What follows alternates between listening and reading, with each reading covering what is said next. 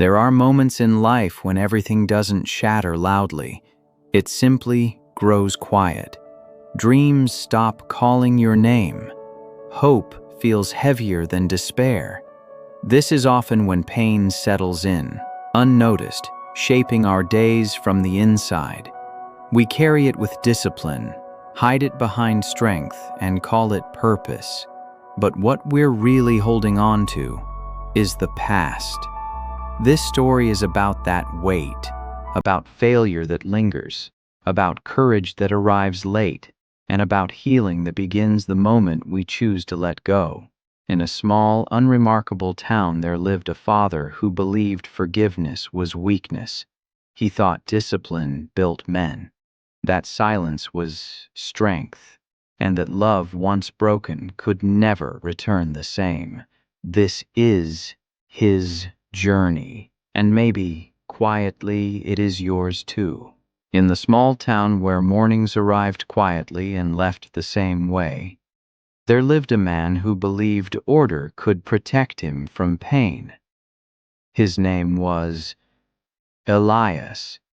Every day began before sunrise, not because he enjoyed the morning, but because discipline had taught him that waking early meant control, and control, he believed, was the closest thing to safety life ever offered. Elias moved through his routines with precision, shoes aligned by the door, coffee brewed the same way every time, words measured, never wasted. To the world, he was dependable, a man of structure, a father who provided. But love in his house was quiet. It lived in actions, not words, in food on the table, in bills paid on time, in rules enforced without explanation. He had learned long ago that affection made people careless, that emotions blurred judgment, that attachment, if held too tightly, always found a way to break you. So Elias withheld, not out of cruelty, but fear. He watched his child from a distance, correcting mistakes quickly, praising rarely. He believed resilience was taught through silence, that strength was built when no one came to save you. And yet, beneath that certainty, something restless stirred. At night, when the house slept and the town exhaled, Elias sat alone with thoughts he never allowed during the day, questions without answers, moments he replayed but never revised. He remembered being young once, remembered wanting approval more than success, remembered how absence could hurt more than punishment. But he pushed those memories away. The past, he told himself, was a weakness. Reflection was indulgence. Looking back only slowed the journey forward. Still, there was a quiet ache he couldn't discipline away, because despite his structure, despite his strength, despite everything he believed, there was distance in his home. Not loud, not dramatic, just space. And space, left unattended, has a way of growing. Elias didn't know it yet, but this belief that withholding love made people stronger was already shaping his fate. Every rule he enforced without warmth. Every moment he chose restraint over connection. Every silence he mistook for stability. He wanted his child to be prepared for the world. He wanted to teach courage, discipline, purpose. But what he hadn't learned yet was that strength built without compassion eventually turns inward, and discipline without forgiveness becomes a prison. This was not the beginning of his fall. That would come later. This was something quieter, the moment a man convinced himself that love had to be rationed, and that withholding it was an act of protection. And so, the journey began. Not with a mistake, but with a belief. For a long time, Elias believed his life was proof that discipline worked. The years unfolded with steady rhythm, days stacked neatly on top of one another, like bricks in a wall built to keep chaos out. He worked without complaint, spoke little, expected much, and slowly the world rewarded him. The house grew warmer in winter, quieter in summer. The refrigerator stayed full. Bills were paid before they were due. Neighbors nodded with respect when they passed him on the street. This, Elias told himself, was success. Not joy, not laughter, but stability. He measured progress in practical ways: a promotion earned through reliability, a reputation built on consistency, a child who followed rules, kept schedules, and learned early how not to need too much. To Elias, this was love in its most responsible form. He believed motivation was born from pressure, that healing came from endurance, that strength was forged by learning to stand alone, even when others were near. So he stayed firm. When his child achieved something, Elias acknowledged it with a nod, not an embrace. Praise, he felt, softened people, made them dependent on validation instead of discipline. When mistakes were made, he corrected them quickly. Emotion had no place in correction. Clarity mattered more than comfort. And yet, something subtle was changing. The child grew quieter, not in obedience, but in expression. Questions were asked less often. Laughter became something shared with others, never fully at home. Elias noticed this but misread it. He saw independence where there was distance, maturity where there was withdrawal, strength where there was quiet longing. He told himself this was the goal, that he was preparing a strong human for a difficult world. But success, when measured only by survival, can hide what it costs. Evenings passed with everyone in the same room, yet alone. Conversations stayed practical. Feelings remained unnamed. Elias felt a faint discomfort in these moments, a sense that something important was being missed, but he ignored it. Discipline had taught him to push through discomfort, to stay the course, to trust systems over instincts. He believed that if he kept doing everything right, connection would come later, that love would naturally appear once life felt safe enough. What he didn't see was that love doesn't wait for permission. It either grows or it retreats. And while Elias was busy building a life that looked strong from the outside, a quiet gap was forming on the inside, one that success could not fill, one that discipline could not repair. This was the rise. The part of the story where everything seemed stable, but beneath the order, beneath the routine, beneath the calm, a flaw was waiting, not to destroy him loudly, but to slowly pull apart the very thing he believed he was protecting. The day everything broke did not announce itself. There was no storm, no raised voices echoing through the house, no moment dramatic enough to mark on a calendar.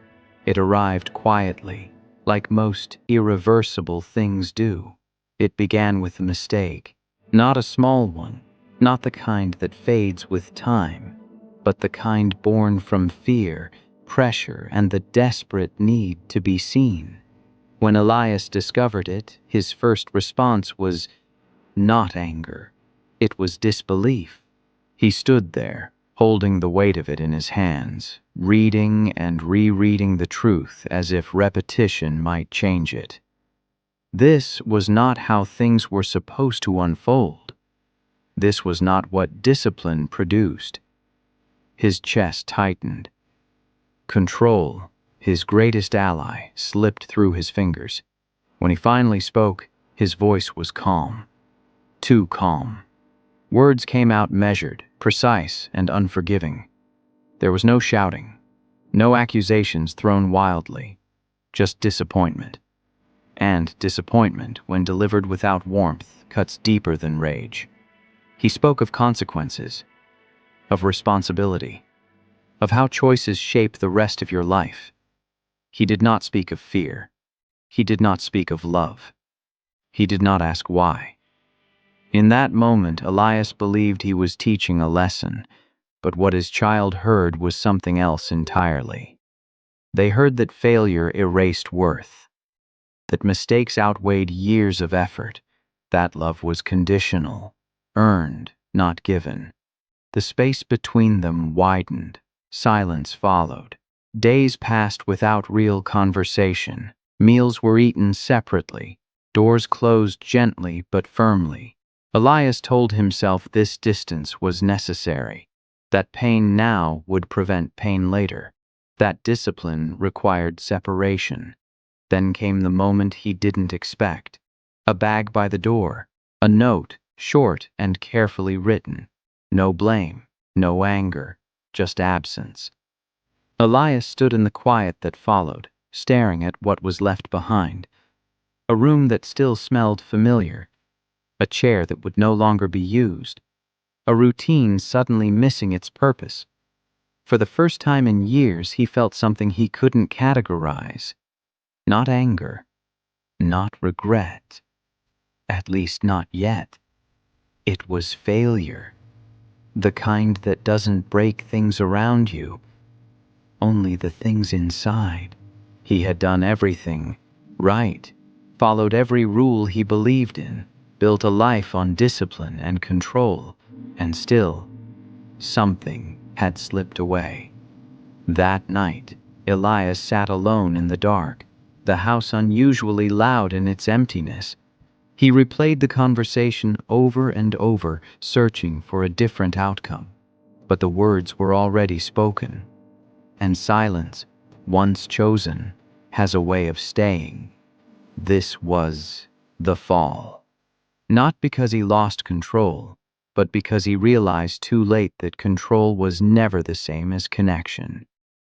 In the weeks that followed, Elias lived in two timelines at once.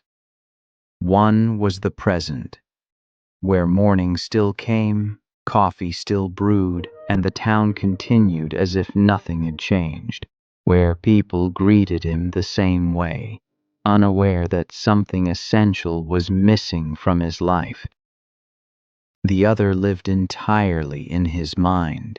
It replayed that final conversation endlessly, each pause, each carefully chosen word, each moment where he could have spoken differently, but didn't. Elias told himself he was right. That discipline demanded distance, that consequences were necessary. Forgiveness, he believed, would only weaken the lesson. So he clung to the past, not because it comforted him, but because letting go felt like admitting failure. He kept the room untouched, the bed made, the door closed, but never locked, as if preservation could invite return. Every object became evidence, proof that the bond still existed somewhere, even if broken. He rehearsed speeches he would give if they came back, firm, logical explanations, justifications wrapped in calm certainty. He told himself that when enough time passed, things would make sense again. That distance would correct what emotion had complicated. But time, instead of healing, only sharpened the ache. At night, the house pressed in on him. The silence grew heavier than any argument ever had.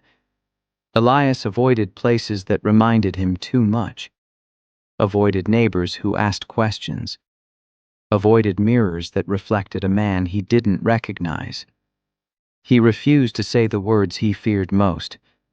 I was wrong, because saying them would mean something deeper. That strength alone wasn't enough. That discipline could fail. That love, once withheld, might not wait patiently forever. So he stayed frozen, caught between who he believed he was and who the moment demanded him to become. This denial did not look dramatic. It looked functional. He went to work, paid his bills, followed routines with even greater precision than before. But inside, everything stalled. Healing requires movement, and Elias chose stillness instead. He thought holding on meant loyalty, that refusing to forgive was a form of moral consistency. What he didn't see was that forgiveness is not forgetting. It is releasing the need to punish the past. And until Elias understood that, every day became a repetition.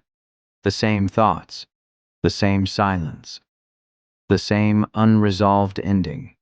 He was no longer protecting himself. He was preserving the wound, and wounds kept alive long enough begin to shape the soul. Over time, the house stopped feeling like a home. It became a structure. Four walls holding routine, not meaning. Silence replaced conversation so completely that Elias no longer noticed it arriving. This was not grief as the world imagined it. There were no tears, no dramatic breakdowns, no visible signs of collapse, just absence. Elias woke up, worked, returned, and repeated. Discipline carried him forward even when purpose did not. Meals were smaller, lights stayed off longer, rooms remained unused. He sat in the evening staring at nothing in particular, listening to the faint sounds of the town settling into night. Cars passing, distant laughter, life continuing elsewhere. Inside him, something hollow echoed. He had believed strength meant endurance, that healing was simply surviving long enough for pain to dull. But pain, when ignored, doesn't fade. It spreads. The routines that once gave him control now felt meaningless. Order without connection became weight. He stopped correcting small things around the house, stopped caring if objects were out of place. This scared him more than anger ever could, because discipline had been his identity. And now even that felt fragile. Some nights Elias sat on the edge of the bed, hands folded, breathing slow, as if waiting for instructions that never came. He tried to remember the last time he felt genuinely needed, not relied upon, not respected, needed. The answer never arrived. In this emptiness, he began to understand something uncomfortable. That punishment hadn't taught anyone a lesson. That silence hadn't created strength. That withholding love had not protected him from loss. It had only delayed the moment he would have to face it alone. This was the lowest point, not because of despair, but because of numbness. When a man feels nothing, there is no resistance left, no distraction, no belief strong enough to shield him. Elias stood at the edge of change without realizing it. The pain had done its work. The denial was exhausted. The emptiness had cleared the ground. All that remained was a question he could no longer avoid. What if forgiveness was not about the other person at all? What if it was the only way forward? For him? The silence didn't answer. But for the first time since everything broke, Elias didn't push the question away. He let it stay. And in that stillness, something small but alive began to stir. The interruption did not come in the form Elias expected. There was no speech, no confrontation, no moment heavy with meaning. It arrived on an ordinary afternoon, disguised as nothing important at all. Elias had stopped by a small park on the edge of town, a place he rarely visited. Not because he disliked it, but because it reminded him of a time when life felt shared. He sat on a bench, hands resting on his knees, watching the slow rhythm of the world move past him. That's when he noticed the old man. He came every day at the same hour, feeding birds with careful patience. He spoke softly to them, not as pets, but as companions. Elias watched in silence. The old man never rushed, never scolded the birds for fighting over crumbs. He simply waited. After a while, one bird returned, then another. Eventually, the bench was surrounded. The old man glanced at Elias and smiled, not out of politeness, but recognition. "Funny thing about trust," he said gently. "You can't demand it. You can only make space for it." Elias didn't respond, but the words stayed. Days passed, and Elias found himself returning to the park, sitting, watching.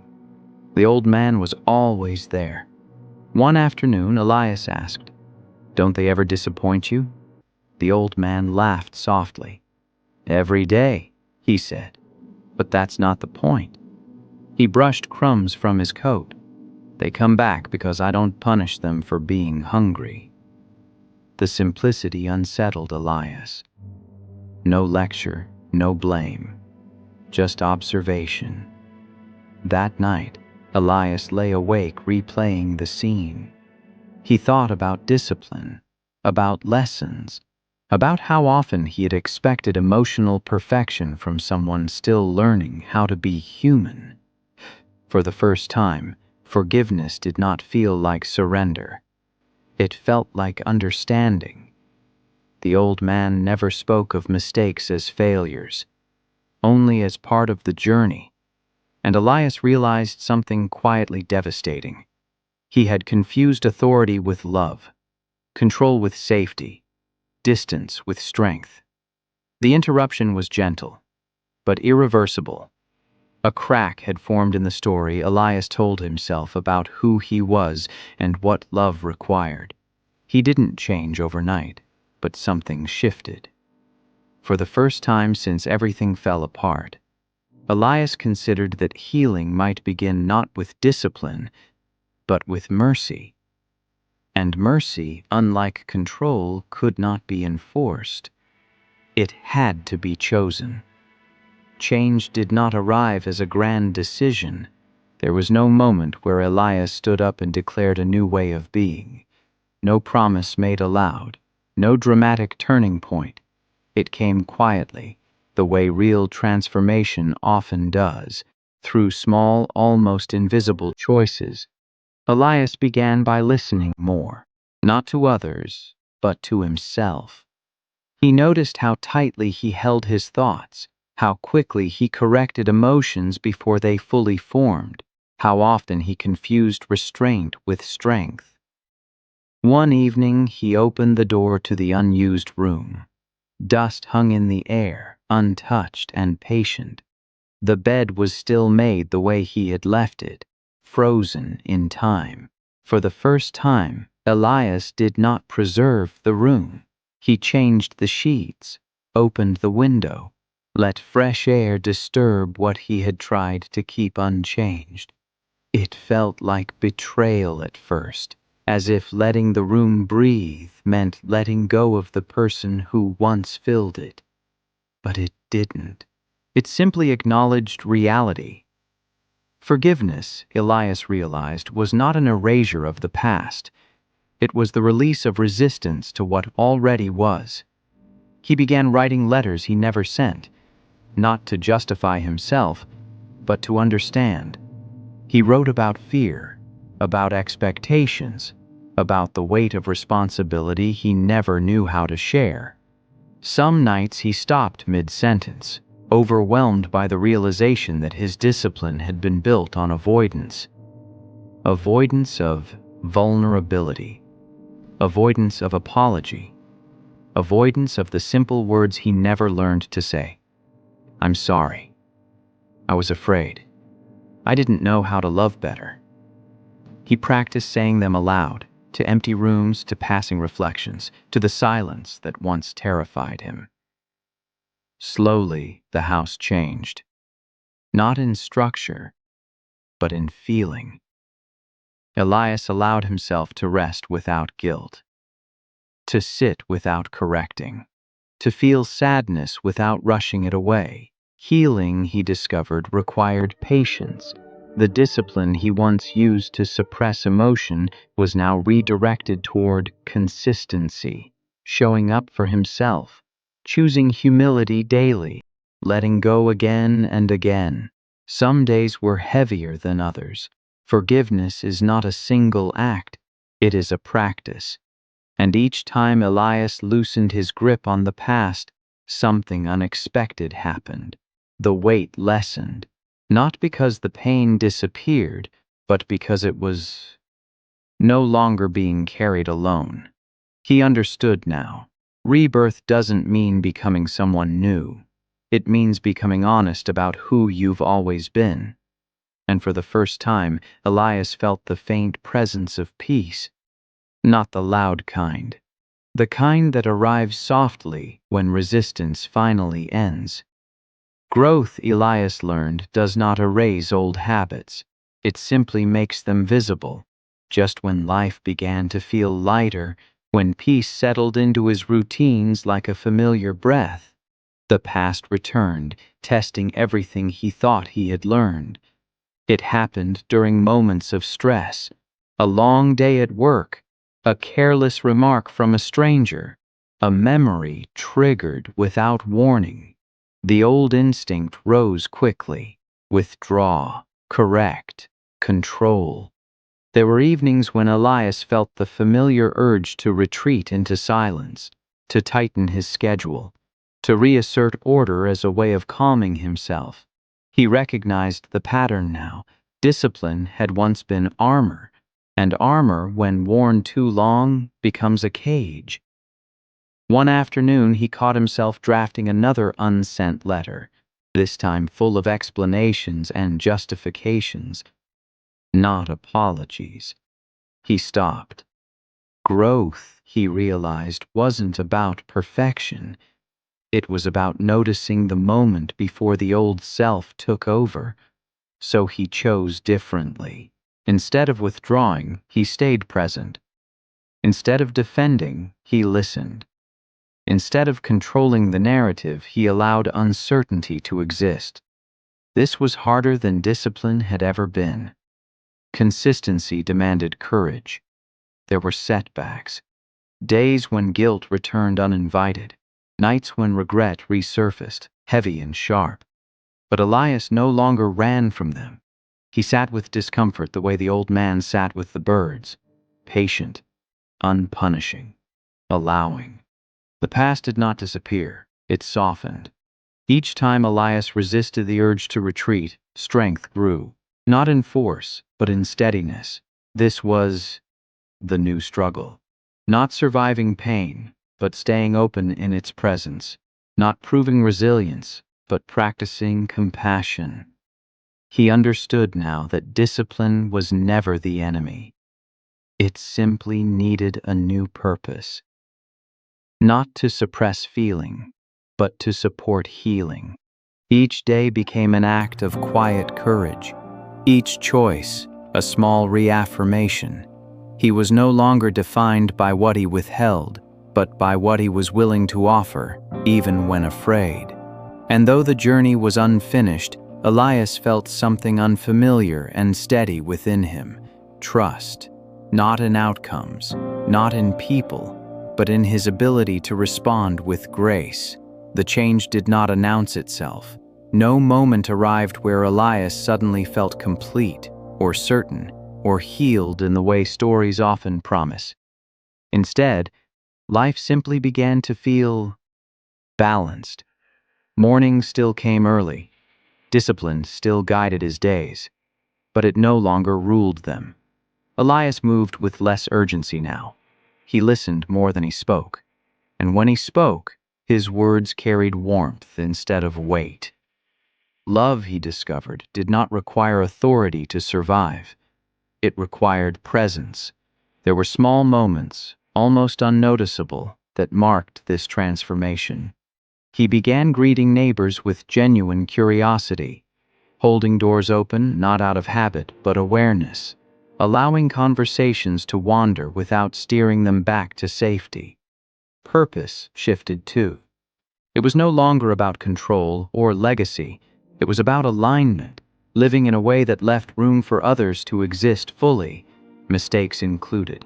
And then, one ordinary afternoon, life offered him a quiet gift, a message, not dramatic, not heavy with emotion, just a few simple lines, an update, a shared memory, a question at the end. Elias sat with the message for a long time before responding, not because he was afraid, but because he wanted to answer as the man he had become, not the one he used to be. He didn't explain, didn't justify, didn't correct. He replied with honesty, with apology, with openness, with patience. Whatever came next, he knew one thing. Love was no longer something he rationed. It was something he practiced. Peace followed.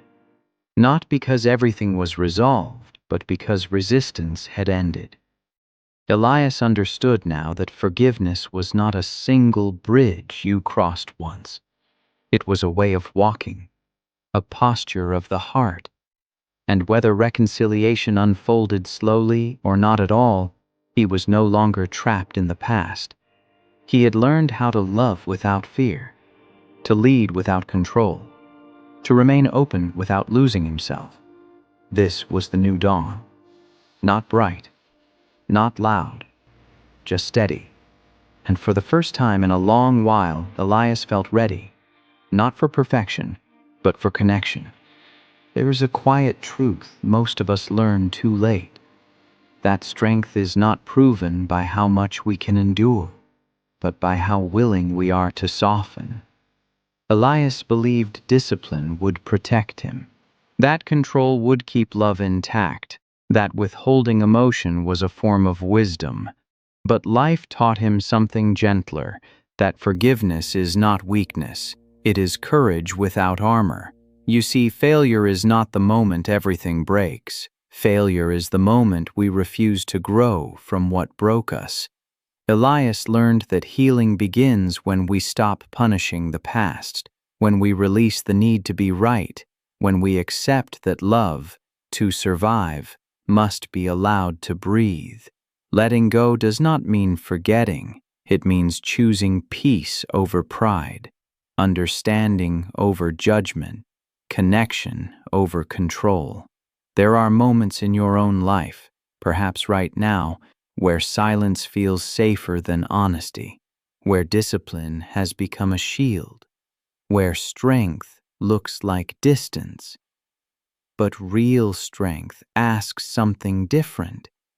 It asks you to stay present when it would be easier to withdraw, to listen when correction feels more familiar, to forgive, not because others deserve it, but because you do. Forgiveness does not rewrite the past, it frees the future. Purpose is not found in perfection. It is found in alignment between who you are and how you love. And rebirth is never dramatic. It happens quietly, the moment you choose not to carry the weight anymore. If this story found you at a time of struggle, remember this: you are not late, you are not broken beyond repair, and you are not weak for wanting peace. The journey continues, not when everything is fixed, but when you decide to move forward with courage and compassion. And if this story resonated with you, if it reflected a part of your own path, carry it forward. Share it with someone who needs healing. Stay for the journey and allow yourself the strength of letting go. Because the most powerful transformation is the one that leads you back to yourself.